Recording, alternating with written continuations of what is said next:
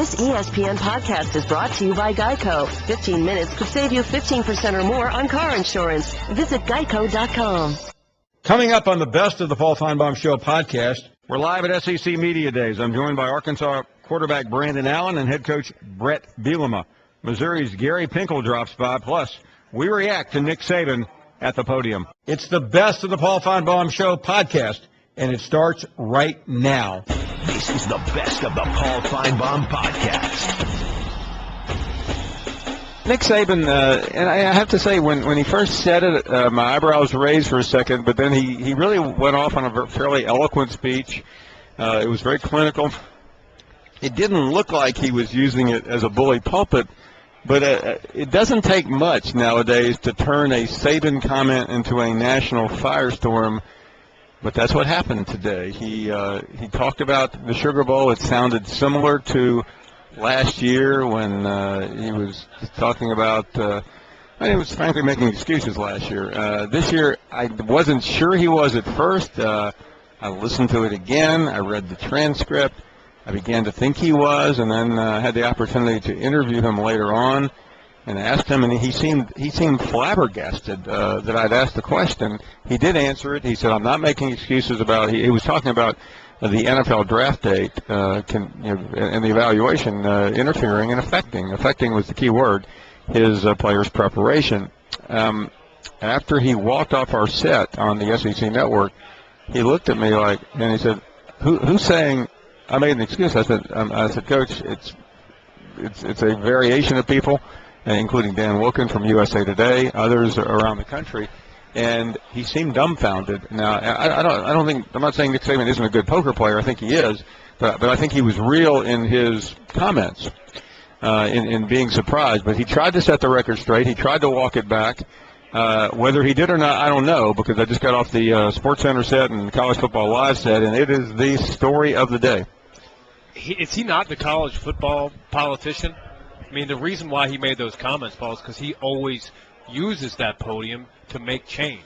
Is that not what he was doing? He was saying in the middle of December, these kids, these underclassmen are getting their draft grades, and then they're focused on that, worried about getting injured, and not playing as hard as they possibly would in the bowl games for fear of injury. That's basbasically what he's saying. And trying to get people to change it to where these kids aren't going to get their grade until after January 1st. And the problem that Nick Saban is having is when he makes those comments after 2 consecutive national championships, there's not a lot of reaction. People are saying, yeah, Nick Saban thinking of the kids.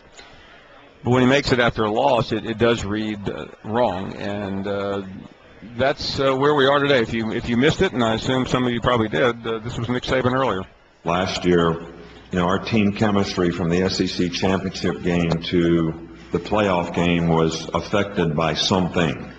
I think that to have a December 15th deadline from when a junior can submit for a draft grade, and then you get that assessment back sometime right before or right after Christmas, and then you have a playoff game coming up on January 1st or 2nd, and I think, it's my obligation as a coach to inform that young man when I get that information, because it's his information, it's not my information.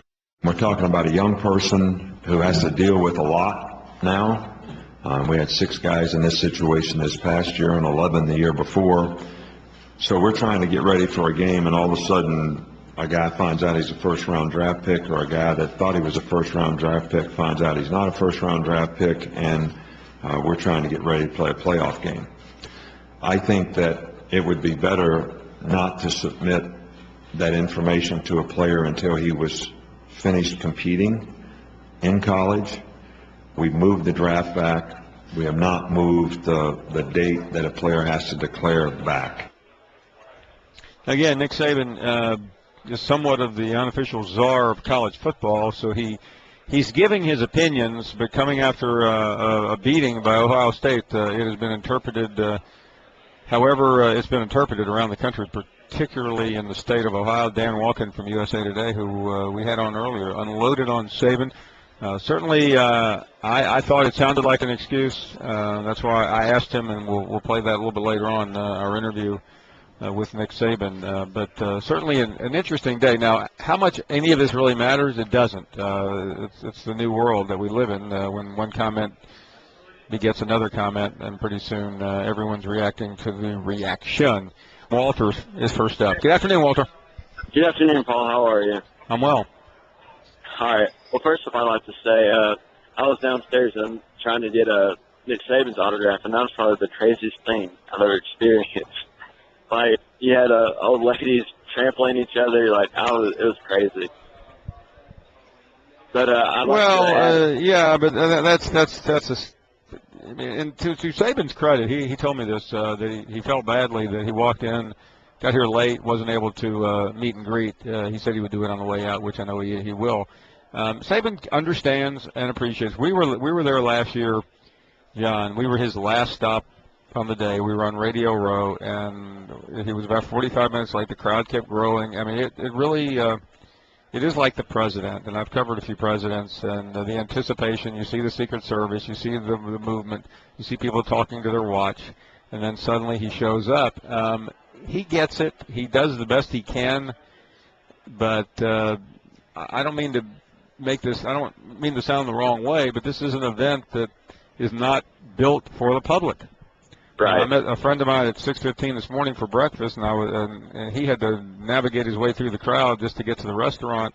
I said this last year. I'll say it again. The SEC doesn't care what I say, but I think they ought to sell tickets. Give the money to charity. Yeah.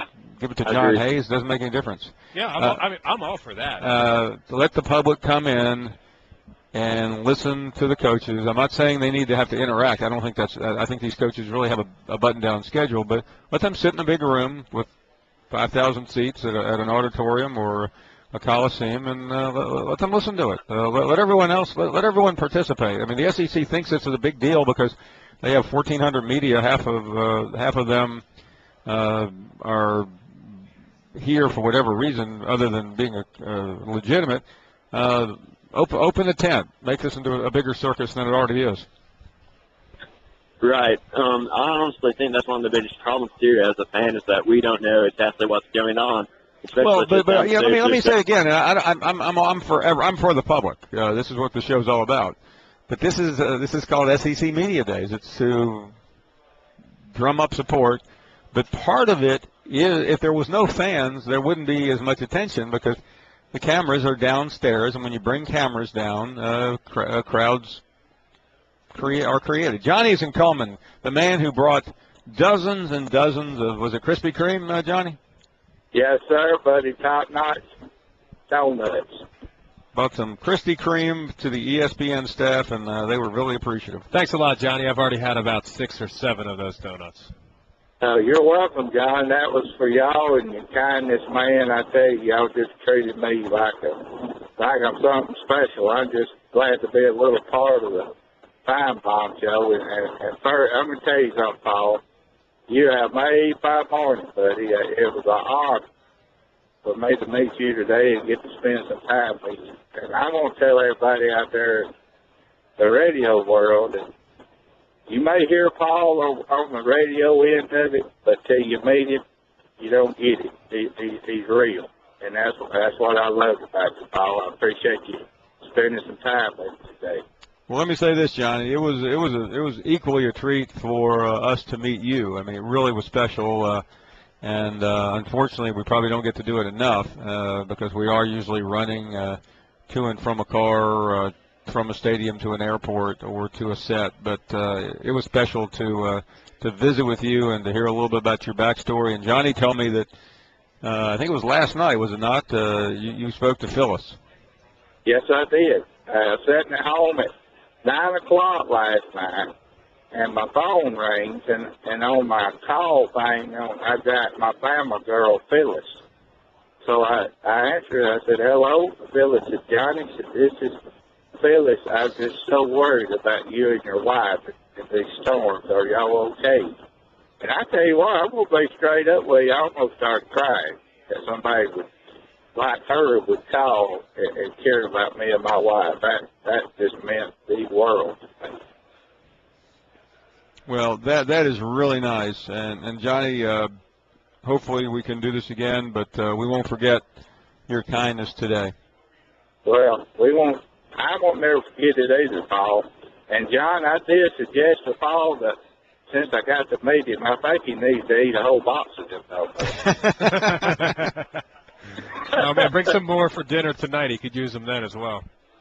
Hey, thank you. Really great to see you, Johnny, and we'll see each other soon. Thank you very much. Thank you, Paul. This is the best of the Paul Finebaum podcast. Stephen is in the ATL. Hey, Stephen. Hey, how you doing today, Paul? I'm doing great. Thanks so much. All right. So I'll make this quick. I've just been listening. I had the pleasure to watch Saban's conference or his talk this morning while I was drinking my coffee before I headed to the gym. I didn't think he said anything too out of the ordinary, but I just wanted to raise a different perspective to it. When an underclassman's given a grade that, if I'm not mistaken, isn't it they're given a first, second, or third or later grade? So they're not given exactly anything further past that. It's a good question.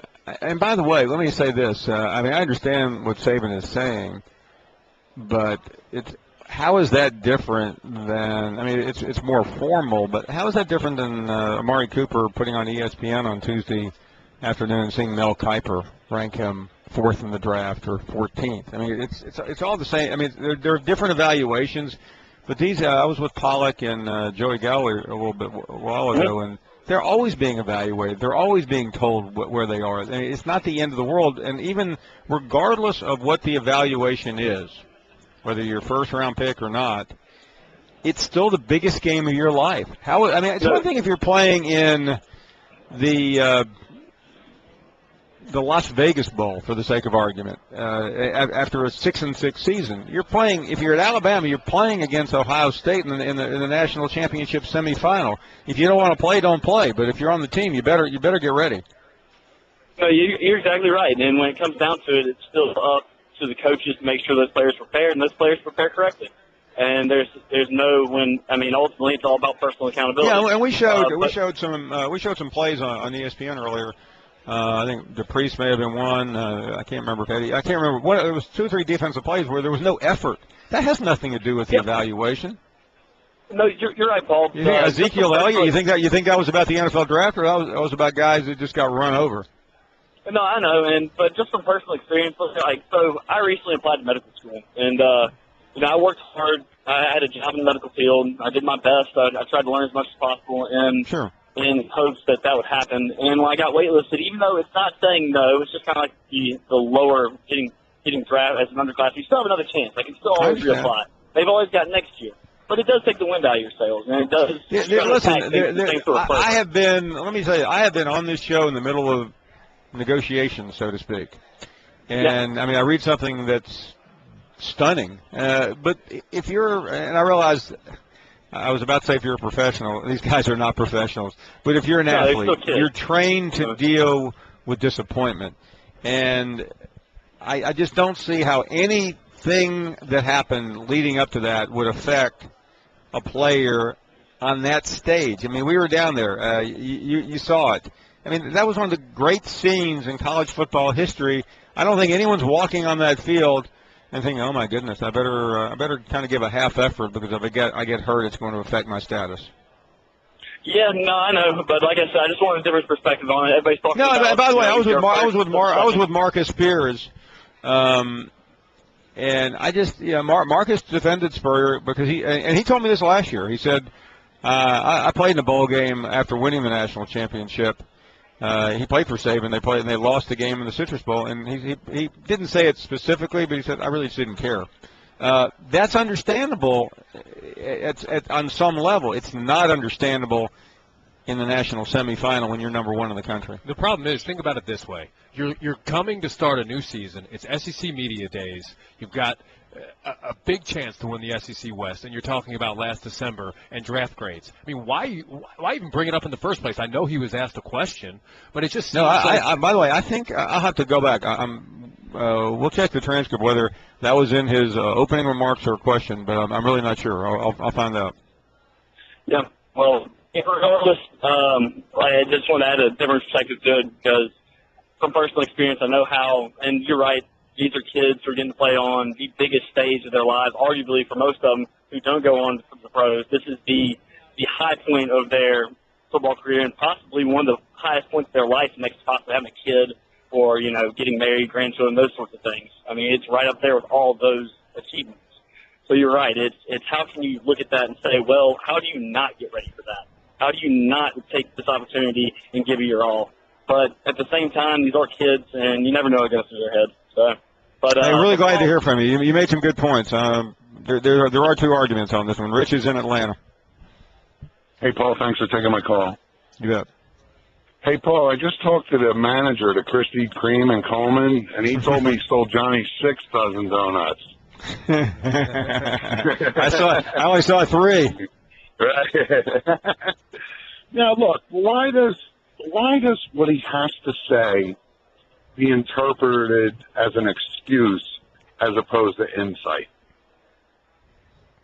Here's why I think, and some people have misunderstood me today. When I talk about the reaction, I'm representing. I'm talking about Pat 40 and Dan Wolken's articles, what you mentioned, not you. No, I know what you're saying.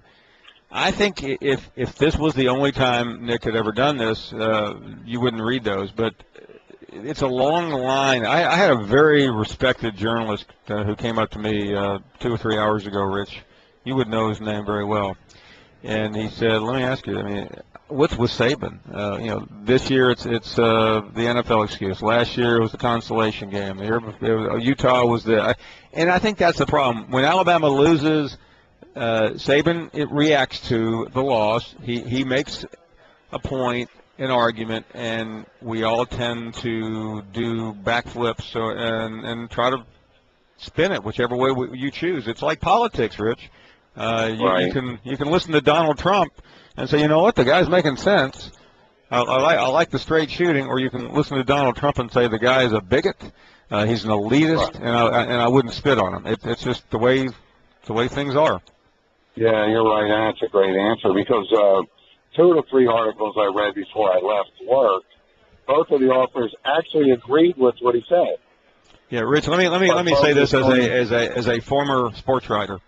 If I'm sitting in Birmingham, Alabama, and I'm covering Nick Saban, I work for USA Today or Yahoo or anyone else, and it looks like there's blood in the water, and I send in a column saying, Nick Saban really made a great point. And boy, he nailed it. This guy's great. Or Nick Saban is a scumbag. Which one do you think is going to get better play? Scumbag.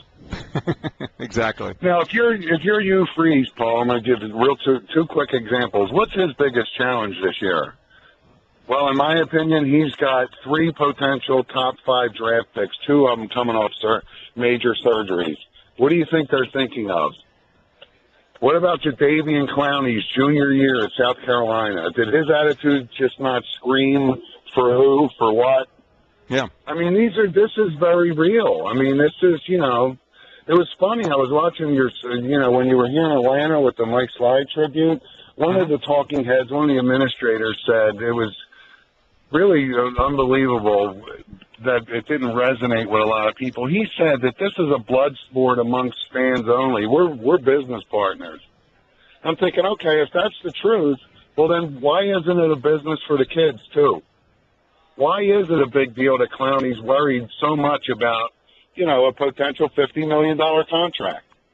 I mean, I get it. I understand, and I understand exactly what these coaches are dealing with. I'll never forget sitting with Lee Corso, and after the whole Clowney incident a couple of years ago, when he seemed to take himself out of the game and didn't want to practice, didn't want to do anything, and Lee said, I don't know why he came back. what did he have to gain? And he really didn't, and that's why Clowney was in trouble all year long, and that's why, let's be honest, Spurrier bent the rules, really went back on a lot of the principles that he has subscribed to, and let Clowney get away with a lot. You know what the problem is, Paul, in my opinion? The combine is now a bigger part of the equation than game film. And I think these agents are in these kids' ears saying that these measurables at the combine are way more important than actual game film. Well, they are. They are. I mean, you can have a bad Sugar Bowl, but if you tear up the combine, which is on ESPN and the NFL Network and everything else, you're the talk of the town. Hey, Rich, thanks. Appreciate it. This is the best of the Paul Finebaum podcast. Geico presents Strange Savings Stories. Astronomers detected an interstellar transmission. It stated, Geico, 15 minutes could save you 15% or more. The implications were staggering. Was the cosmos telling us we could all save hundreds on car insurance with Geico? Or did their radar merely pick up a signal from the nearby Rufus and Clyde's morning show? We may never know. Geico. 15 minutes could save you 15% or more on car insurance. This is the best of the Paul Finebaum podcast. Chatting, of course, with Gary Pinkel. Being the two-time SEC defending East champ, it's a line we use, as I mentioned a couple of minutes ago. Within, and I know you've already explained quite eloquently how you moved on, but I would imagine to the people and to the fans of your program that has to mean a great deal. How do you take what it means and get to where you want to get, which is obviously a championship? Yeah, and magnify it. I think you think about our preparation. You think about that we got to develop our players better. We got to recruit better. All those little things are really important.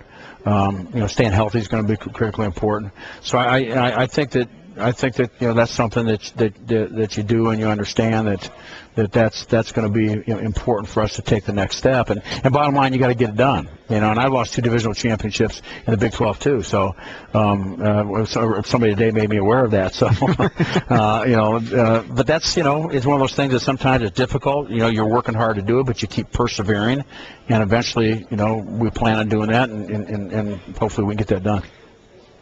It seems like whenever I've been through Columbia, I mean, the fans are great. They love the SEC, but they also don't feel like maybe they're getting enough respect. I realize you're a football coach. You don't deal in perception. That's what people like us do. But you do see a lot of fans. You talk to groups. You talk to alumni. Do you feel like your program is getting enough respect? I think nationally, yes. And I think the SEC and the brand names have been a huge for us, our football program, and to have some success to the level we've had in this league, I think there's no question. I think sometimes within the league, I don't know, and I don't know really why, but I don't really talk to my players about that. I don't talk to them much. I know the players hear things. It might motivate them a little bit, but we have this thing that doesn't matter who we play or where we play. It's about us.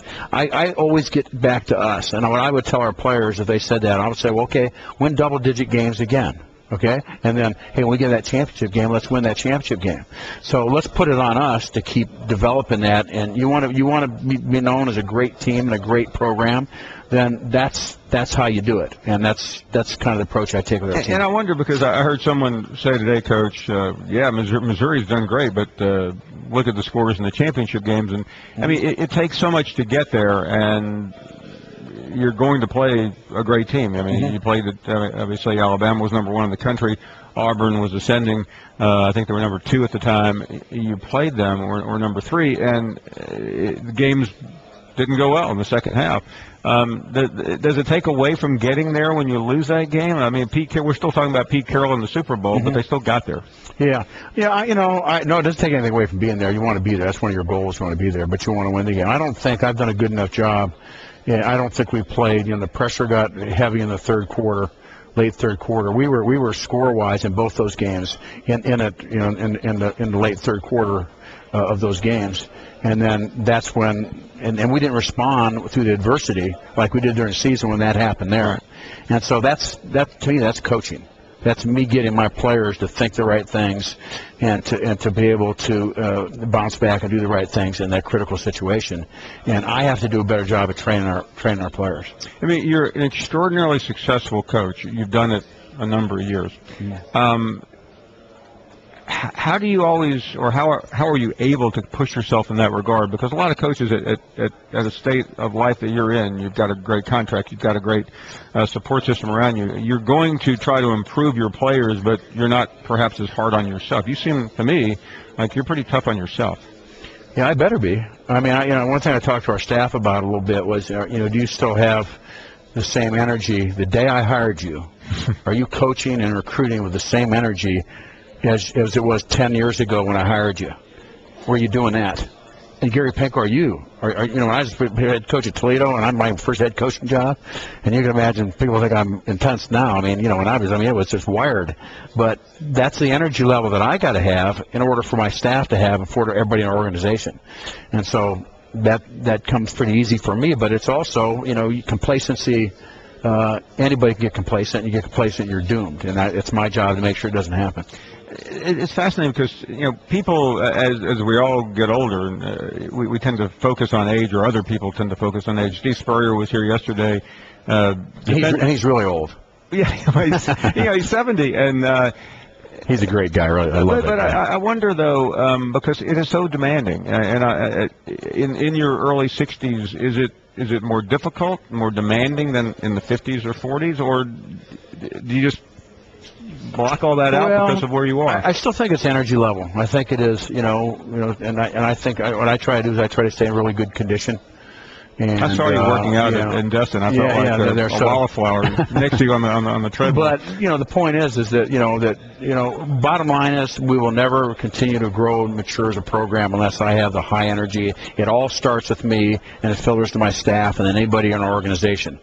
And so if you lose that, if I lose that, then you might as well resign, because you're not going to be able to. You won't be successful, and that happens to all businesses, coaches. Sure. I've never been to a coach's retirement party. Never once have I been to a coach's retirement party. And I hope that I have one someday. I can lose. I mean, I can. When I leave, I do it on my own. You mentioned something interesting: studying not only coaches but CEOs and other leaders. I would imagine.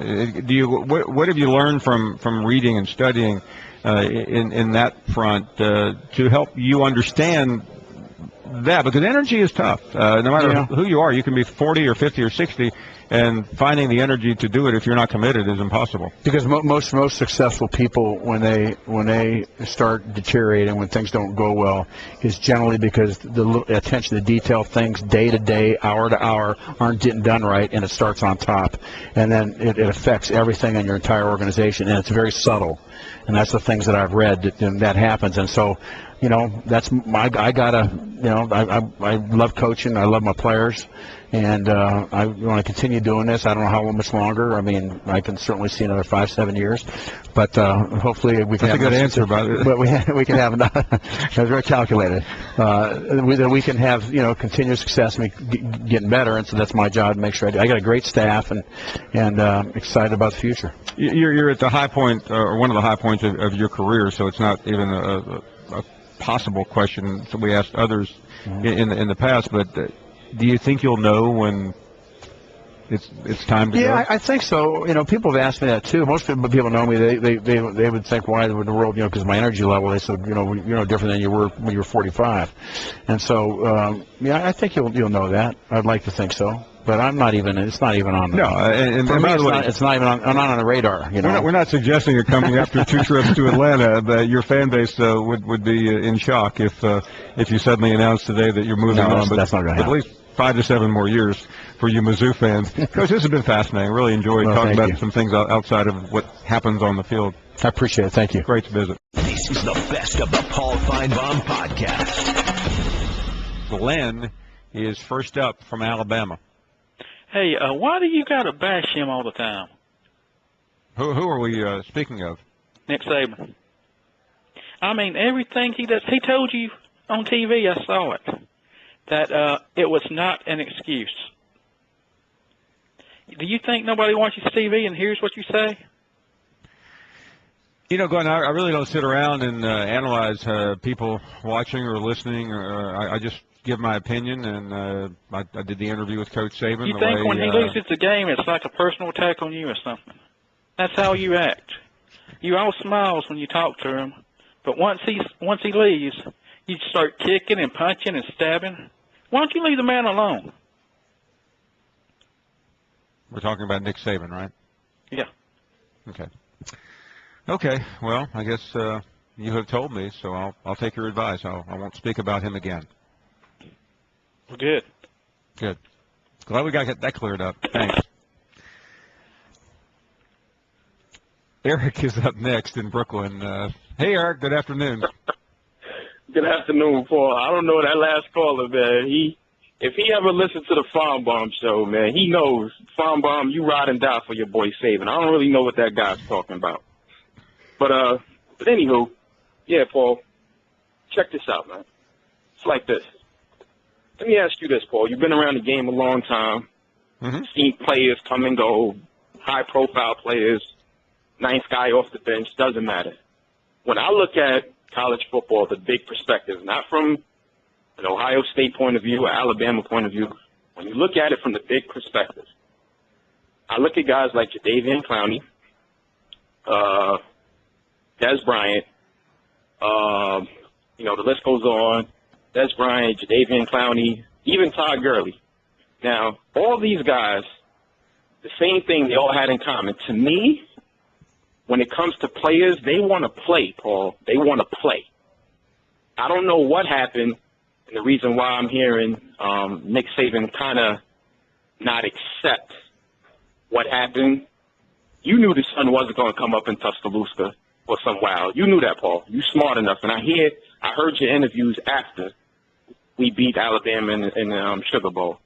But Todd Gurley, for example, he got injured and still got drafted in the first round. So if you're good, NFL players, NFL executives, they know. It doesn't matter whether, you're packing it in or you're just bagging it just to get out this game. They know if you're good, you're going to be drafted regardless. So I'm not here to make excuses, but I don't think your boy Saban, Paul, I think he's kind of losing his fastball because if you look at it, I started looking at Saban different, Paul, when he brought in that kid that Georgia didn't want on the team, that got kicked off the team in Georgia. Jonathan Taylor. You were actually, Paul, the first one to bring that up. I didn't know nothing about Jonathan Taylor until you brought it up in the beginning of the summer. Oh, no, not in the beginning of the summer, but some months back. That's number one. So I'm thinking, Paul, that maybe, just maybe, when you look at the correlation between Nick Saban and our boy over here, Urban Meyer, when you're that good, Paul, I think you start second-guessing yourself. Is that fair to say? I think it is, and I am as big a fan of Nick Saban as anyone, Eric. You know that. You exactly. Listen to the show. I don't even know what the previous caller what he was talking about. I have found some of Saban's comments to be perplexing in over these last 2 years, and I said it on ESPN seconds after his press conference on Jonathan Taylor. I thought that was one of his lowest moments that he has had. I spoke to him about that recently for a piece I'm doing, and he is defensive about that, but it's understandable. I mean, that's a different issue. But today, I think he came in here with a lot of things in his mind, and when Nick Saban loses, he looks for reasons why. Exactly, Paul. Instead of owning the baggage, to me, it's a little game that certain coaches, they like to play. It's the little game of deflection. They don't really want to hold up that mirror. But smart college football fans, we can see, because I look at Nick Saban, and I love the guy, you know what I'm saying, because he set the standard for the chase. And that was the model when Urban Meyer came to Ohio State. He did, Eric. And listen, I think it's I'll say this, and I appreciate your call. It's to be determined where or how he is going to fare in the future. I don't think he's lost his fastball. I do think he's been put under a bright light, and certainly the Urban Meyer comparisons have stung. Let's check in with Larry next in Shelby, Alabama. Man, you know what, Finebaum, the guy first call was right. The second one, he's a Yankee. He needs to stay up north and talk about something up north. He don't know nothing about Saban. He don't love the guy. That's BS. Just like you find one thing, man, you take a shot at it. Is that an excuse? I think he's talking about for all schools to lay off. Yeah, no, well, Larry, having listened to him live and having read the transcript, he said, hold on, Larry, hold on. He said it affected us. He did try to clean up the mess later on, like the guy who follows the elephant in the circus. Yeah.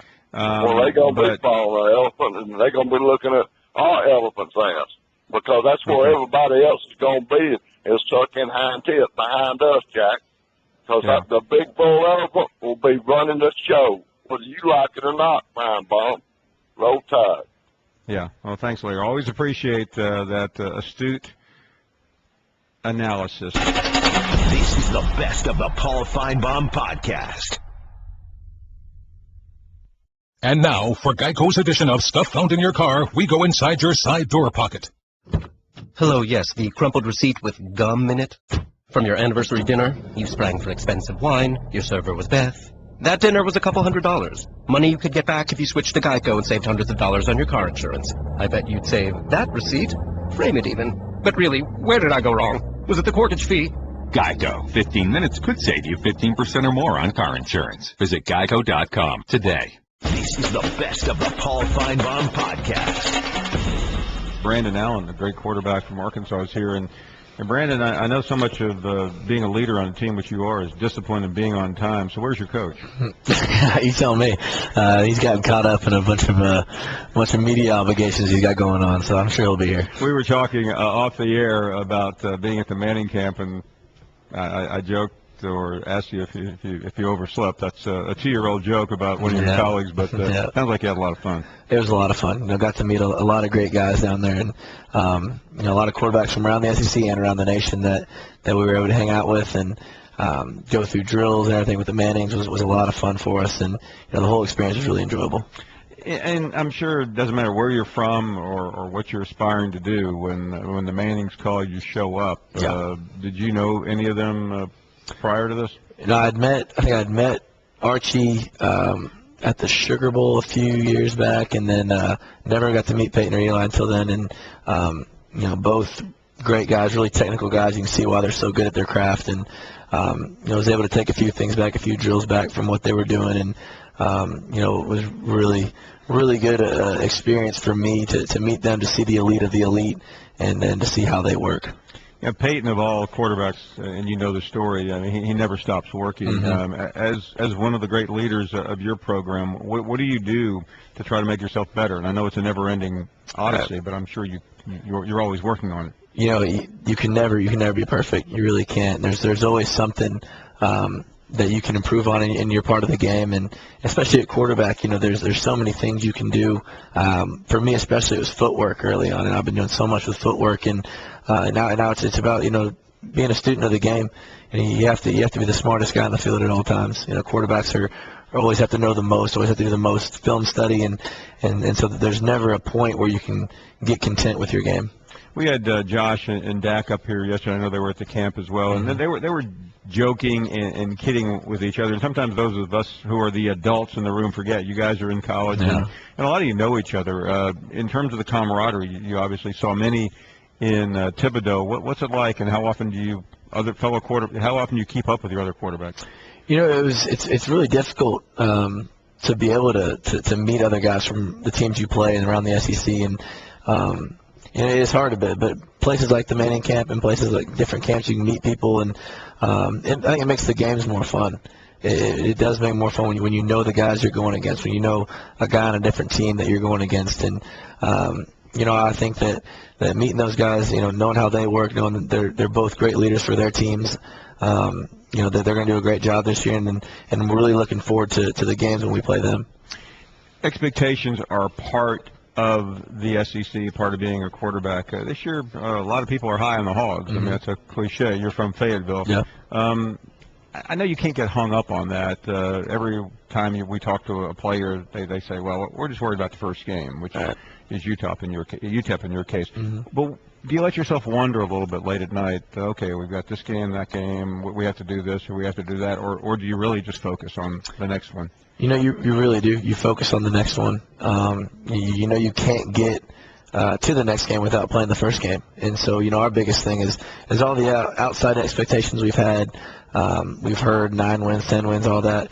Inside the program as a football team, we have higher expectations on ourselves than anyone else. We expect to be perfect. We expect to win every game we go into each and every Saturday, and that's just kind of how we go about our business.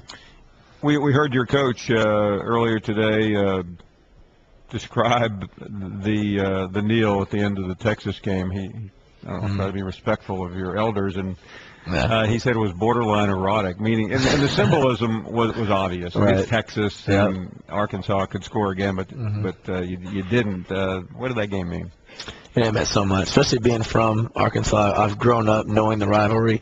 I grew up, we've beat Texas, we've lost to Texas, and just getting the opportunity to play Texas. We had guys waiting for the bowl game prediction to come out, and we were praying we got Texas in a bowl game. We heard those were one of the two options, and we were praying we got them in a bowl game because we know how much it means to not only our team but our state as well, and all the fans we have around the state, and how much it means to beat Texas. It's a big time rivalry, and beating them, there's really nothing sweeter. In terms of your position, we have talked for days, if not weeks, if not months, about your offensive line. That is a nice problem to have. Many say you have the best offensive line in the SEC. You take those guys out early and often? I've taken them out before. It put a dent in my wallet because those guys can eat. I think at one point they were the biggest averaging offensive line in the NFL and college football. And so those guys, I feel very protected back there. They do a great job. They work so well with each other in communication and doing all the things they do that it just makes me do my job better, not to worry about people trying to get after me. I know I got the smartest and the biggest O-line in front of me. And you also have a couple of pretty good running backs. So, I'm not trying to say you have the perfect job, but in some ways as a quarterback you do. And the surrounding talent that we have on our team makes my job that much easier. It really does with Jonathan Williams and Alex Collins, and obviously everyone knows about the talent they have and what they can do with the football, and the offensive line that opens the holes for them. We have so many threats on our team, and Keon in the passing game. We have so many threats, and that people have to respect. Hunter Henry at tight end. We have a lot of guys that open up the holes for the running backs, and having them as talented as they are just makes it that much sweeter. Let's talk about the coach, because we look big picture, although there are many coaches. We spend all of our time talking about Coach Bielema, but he's still young in his tenure there, but the impact that he's had is phenomenal. How has he been able to do it so quickly? I think just the kind of guy he is. He's a genuine coach. He's the type of guy that players want to play for. He's almost like a father figure in a sense, to where you don't want to do anything to disappoint him, whether that's off the field or on the field. You want to be able to perform well, to perfect your craft because of the guy he is. You want him to succeed, and so therefore you do everything you can in your power to succeed for him. I alluded to it earlier, and I'll begin to close our conversation because I know you're about to head back, but expectations are something we talk about at SEC Media Days. As a player, I'm sure you can't help. We always act like you guys are not paying attention. It's hard not to pay attention, but more than likely Arkansas will fare well tomorrow, but it won't be first or second in the SEC West, and it may not even be third. You haven't been picked to finish high in the past. Does that affect you in any way? If anything, all it does is kind of fuel our fire. It really does, and because we know the talent we have, and we know, especially in our conference, it's so difficult to win a single game with all the different teams you play that have so much talent, and we know how difficult it is. But we believe on our team we have the talent to do it. We have the ability. It's about coming in that one Saturday and putting it all together for one game. And that's how it is each and every week in our conference. Is any team can beat anybody, and we think to ourselves, why not us? And exactly, why not us? We could be that team to put it together each and every Saturday. So, are you thinking beyond the first time in relation to winning the West? Is that the goal? Is there a bigger goal? What is the goal? We obviously have the ultimate goal of winning every single game and going all the way. But the way you accomplish those goals is by focusing on each and every game one by one. That, like you said, it starts with us at UTEP. You have to win that game if you want to win the rest of them. You have to win the next game if you win the rest of them. So you have to slow down your big picture goals and break them down into each game. Brandon Allen, certainly you can see why he is one of the best. And I was about to wrap up the interview. I see your coach. Welcome, man. I don't know how to. You've been a coach. You're getting fined. You're here late. We're looking at the schedule on the board, and certainly I can't wait for this scene here. You got the shoes on. Can you describe the shoes, Brandon? Let me turn you into a college football analyst. They're blinding. don't get the lights on them because they will hurt your eyes. Does Coach Bielema realize this is SEC Media Days? He's not an opening act in Vegas with those shoes. I think he realizes he knows what he's doing. He's got some style to him, and that's just part of it right there. Well, the coaches arrived. I was telling Brandon, Coach Bielema, that if he hadn't shown up 10 minutes late for a meeting, he would be out running laps. So we're both going to sanction you. Hopefully that involves running laps. That's not my forte. Thanks for being here. Absolutely. And I know you're on your way out, so we won't keep you long. But I'm compelled to ask you. You've made some news today on many fronts. That's not unusual. But let me take you back to the end of the bowl game against Texas. There was a kneel on the goal line. Pick up the story for us. I think I was quoted into. They kind of fed me into it. But BA can tell you, I really take a lot of pride in the way that we play football. And when we had that chance at the end of the Texas game to, I think it was Jay Will broke down to the 2-yard line and was tackled, and I had all these coaches in their ear. And I don't call offensive plays, I really don't. And everybody wanted to run a certain play and score a touchdown. I said, no, we're going to take a knee 3 times in a row because they can't do anything about it, and we're going to enjoy every minute of it. And that turned into a paraphrase that I said it was borderline erotic, but that was probably taking it to an extreme. What do you think, Brandon? Did he take it too far? No, he didn't take it too far. I mean, it is. It really is. And, his choice of words are his own. But, there's no sweeter feeling than being able to take a knee and not have them do anything about it and beat Texas. I mean, I see a twinkle in his eye already as he's thinking about it. Well, what was cool about that game, Paul, is more than anything was we've been through a lot. BA had been through a lot before I came here, and this year was 3-9 was not easy, and 7-6 wasn't always enjoyable. But at that bowl game at the end of the year, when it was kind of in hand, and at that moment when we knew we were going to be able to walk out of there as champions of that bowl game and beat Texas, the stage of that trophy, there's the poster that they made, and BA's got a cowboy hat on. He was the MVP, and to realize that I had a senior quarterback coming back who had just probably played one of the best games of his career, I knew what this was leading to, and as a head coach, you knew what was coming, and that was probably more exciting than anything. Coach, I realize you're a football coach. What we do, analyzing football games, is not part of what you should care about, but Arkansas is getting a lot of buzz. Yep. You know it, and you've embraced it, and your fan base wants that.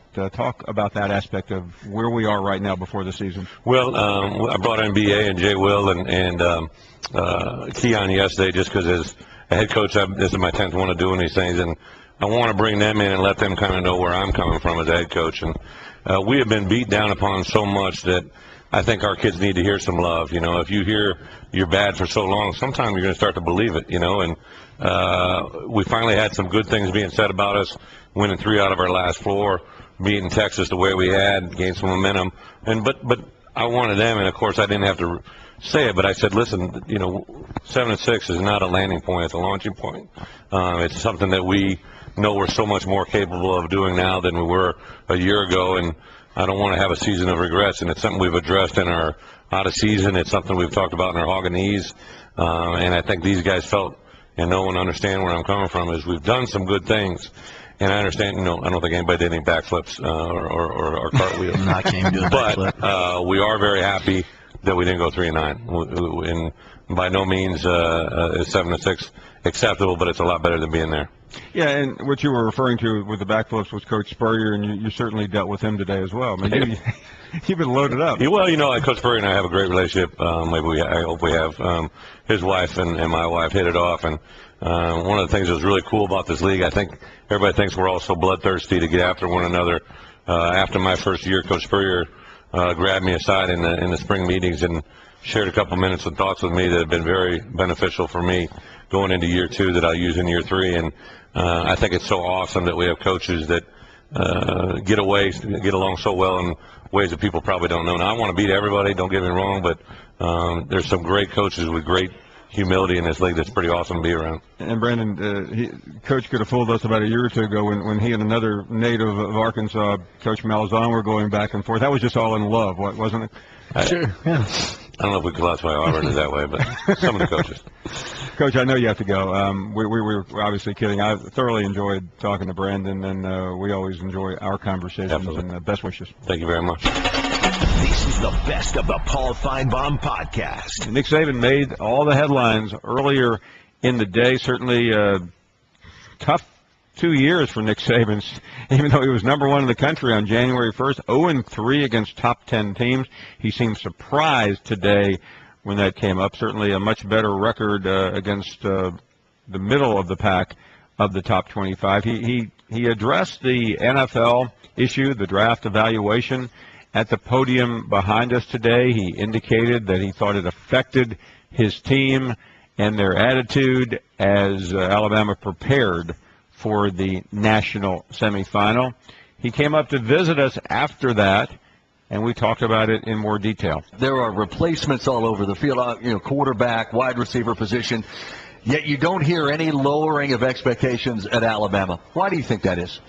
Well, I don't really know, but I'm glad to have it because I really wouldn't want to coach at some place where they didn't have high expectations for what you want to accomplish, because none of that really puts any pressure on us. Our challenge is to get our team, our players, to play at the highest level they're capable of. And, these opportunities created by the loss of players for other players is really what it's all about every year in college football. Coach, you talked often about dominating the line of scrimmage and dominating the opponent. How have you made that a point of emphasis over the course of the spring and into the summer? Well, I think that getting our identity back is the way we've tried to approach it. We set offensive records last year in terms of passing, total yards, points, and all that. But we did lose something when it came to controlling the line of scrimmage, being able to run the ball at will, kind of like we used to in the old days. And I'd like to be able to get that back, to some degree. But I really like the direction and the open diversity that we have on offense, where we were able to score more points and do more things with more players. So having that balance, I think, is going to be important for us to be successful. And it's obviously going to be important to have a quarterback that can execute it. Coach, to the surprise of no one, your comments at the podium have drawn some reaction around the country, particularly the comments about the NFL draft. You wanted to move that away. You insinuated, I'll let you explain, that it may have affected preparation for the Sugar Bowl. The reaction has been pretty heated. Well, I'm not criticizing anybody. I think that our calendar has changed in terms of when we play the playoff games and the championship games.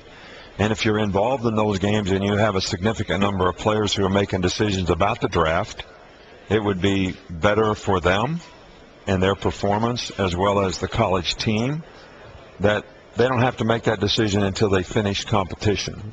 And if that meant moving the declare date a week, from the 15th to the 22nd or something, and not giving those players that information until after they finish playing, I think it would be beneficial to the player.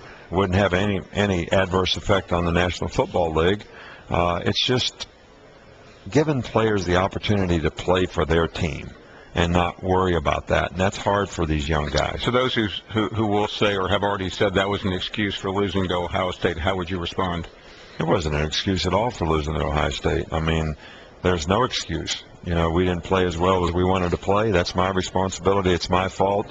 It kind of surprises me that somebody in the media would take it that way when you try to make a suggestion that would make things better, and they take it as an excuse for what you didn't do. It's my responsibility. I didn't manage it well enough to get our team, ready to play the game. And our team chemistry wasn't what it needed to be, and that's all my responsibility.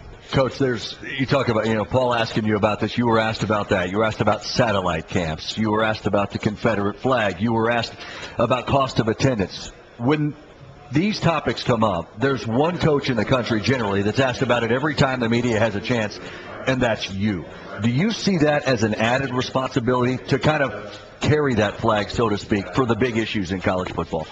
Well, for the issues in college football, I would like to be, a spokesman in a positive way for as many coaches and the betterment of the game and the integrity of the game as I possibly could. For things that have nothing to do with college football, I don't know if there's a place for that really in sport. I don't know if athletes and coaches should have opinions about things that need a lot more research and are decisions that need to be made by other people in other places that have nothing to do with what we think. Coach, in your tenure, you have made it known that Alabama is going to play their best in the biggest games on the biggest stage. And in the last couple years, against teams that finished in the final AP top 10, you guys are 0-3, 23-1 against everybody else. How do you regain and establish that dominance against some of the top teams in the country? Well, I think we got to get back to being able to play well in big games. I didn't know this statistic. I don't look at statistics, that way. What top 10 teams did we lose to besides Ohio State, and who else? Oklahoma, I believe. Were they a top 10 team? I didn't know they were a top 10 team. Top 10, I believe. Okay. Well, but we didn't finish the season very well the last 2 years. Same thing when we lost to Auburn, down there. We didn't finish the game very well. We didn't finish the season very well. And that's certainly, been a point of emphasis for us this season is we got to finish better. We got to be able to sustain the season better, and we have to finish better. And the last 2 years, that's been an issue for our team. Nick Saban, head coach at Alabama. I know you've got probably more obligations than anybody here. We appreciate you spending some time with us. Always wonderful to do it. Where's Marcus at? We don't have room for everybody. He's over there somewhere. That doesn't surprise me. We happen to get the LSU guys off the set for this, which is interesting enough. But we appreciate it. Listening in on Coach Saban from earlier, pretty self-explanatory. 855-242-7285. A little bit later on, we have a special guest who's not on the SEC Media Days docket, but one of the great friends in the history of the show, Robert from Iowa, is here, and we will have the opportunity to visit with him coming up shortly. Let's get back to the calls. Look forward to many, and someone Robert knows pretty well, and we haven't heard from him in a long time, is Legend. Good afternoon, Legend. Hey, Coach Finebaum, I'm honored to talk to you, my friend. It's been a minute, brother. It's been a minute since I talked to you and John. It's been a minute. Hey, you heard what the great coach said. I mean, here's the fact, Paul. You know it. I know it. Everybody that calls this show that represents another school knows it. Nick Saban is still the king of college football. The man's like E.F. Hutton. When he talks, everybody listens. Everybody listens. And I heard that half-wit Andy from Ohio. I mean, who names their kid Andy? Andy. I mean, who would do that? I mean, I heard that half-wit said that Nick Saban's lost his mystique. I mean, come on. The only thing that's been lost with Andy is his mind. I mean, if he was in the parking lot today when Nick Saban arrived and there was thousands of fans out there, women throwing their bras and panties at Coach Saban.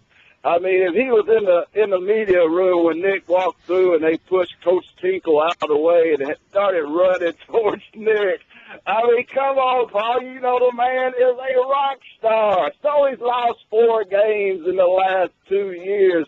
So friggin' what? I mean, the man's won more games in the last 6 years than any other college football team in the nation, and more rings, baby. That's right. We got so many rings, I don't even have fingers to put them on. I don't have fingers, Paul, to put them on. I mean, and here's the key. Here's what really gets me. You know this deep down, and John knows this deep down, and all you haters know this deep down. Alabama's got so much talent. If we don't win it this year, we're going to be right back next year, and the year after, and the year after, and the year after. We already got the #1 recruiting class for 2016 and 17, baby. I mean, come on. I mean, the man is king, man. The man. As I walked through my yard last night and looked at my 80-foot statue of Nick Saban, I mean, I just thank God. I mean, I really do every day. I mean, we had Mike Shula, Mike the Bowles. I mean, God smiled on Alabama and gave us Nick Saban. I mean, what would the Paul Finebaum show be without Nick Saban at Alabama? If Mike Shula was still the coach, what would you be today, Paul? You ought to stand with me at that 80-foot statue and thank God for Nick Saban, baby. And here's the thing. We may not be on top of the college football world, but we are the center of the college football world. If we get beat, it makes a program. I mean, come on. So Ohio State, so you won one. You're supposed to win one. You're one of the big 5 dogs, baby. And, Paul, let me say this about Georgia. Georgia is the Roger Dangerfield of the SEC, baby. I mean, I got no respect for Georgia. I fear Ole Miss and Arkansas more than I do Georgia. I mean, Georgia fans stomping on here about like they're going to give us a beating up, but we're going to beat the living daylights out of Georgia and Georgia, baby. Hey, if I didn't want to get in today, man, I love Nick Saban. He ain't going nowhere. We ain't going nowhere, baby. I mean, it's good to talk to you, dude. You been doing all right, for real? It's going great, Legend. I look forward to seeing you soon. Continue giving us a ring. You've brightened some days, you've darkened others, but you're always entertaining. Great to hear from you. Thank you for listening to the best of the Paul Finebaum podcast. Tune into the Paul Finebaum Show every day from 3 to 7 Eastern on the SEC Network or on the ESPN radio app.